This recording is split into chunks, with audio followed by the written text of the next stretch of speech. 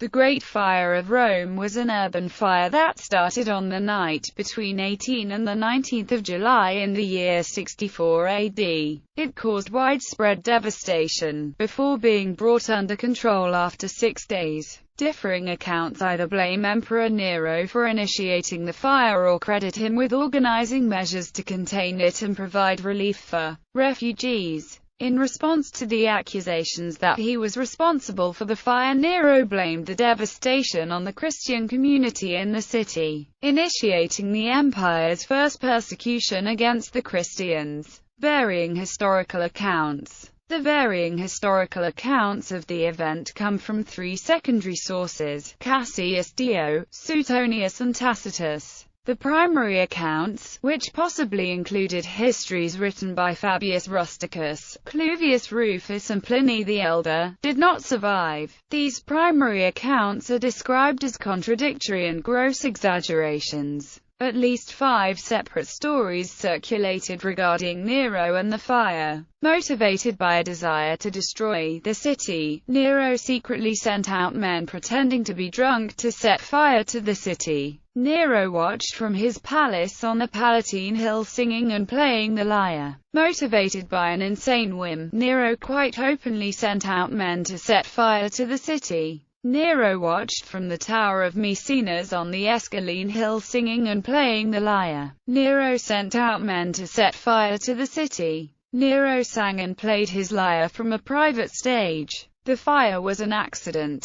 Nero was in Antium. The fire was caused by Christians. Outbreak and progress of fire. Tacitus describes the fire as beginning in shops where flammable goods were stored, in the region of the circus neighboring the Callian and Palatine hills of Rome. The night was a windy one and the flames rapidly spread along the full length of the circus. The fire expanded through an area of narrow, twisting streets and closely located apartment blocks. In this lower area of Rome there were no large buildings such as temples, or open areas of ground, to impede the conflagration. It then spread along the Palatine and Callian slopes. The population fled first to areas unaffected by the fire and then to the open fields and rural roads outside the city. Looters and arsonists were reported to have spread the flames by throwing torches or acting in groups, to have hindered measures being made to halt or slow the progress of the flames.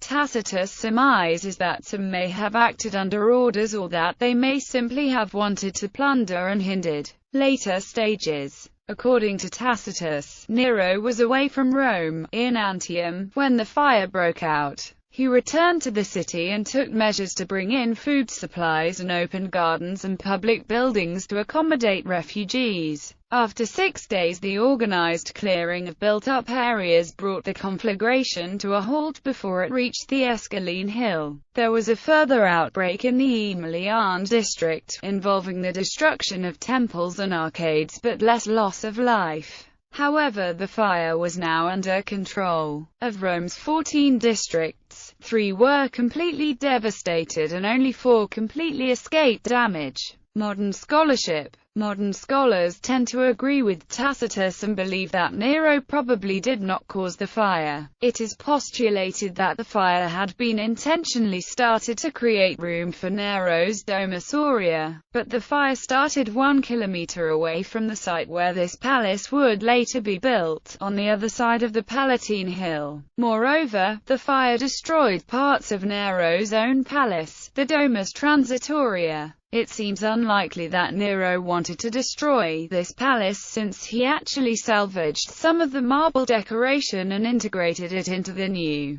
Domus Aurea. Even the paintings and wall decorations of the new palace were similar to the ones that had been burned. Last, the fire started just 2 days after a full moon, a time that, it is presumed, would not have been chosen by arsonists who would not have wished to be observed. Bibliography. Cassius Dio, Roman History, Books 62. Suetonius, The Lives of 12 Caesars, The Life of Nero, 38. Tacitus, Annals, 15.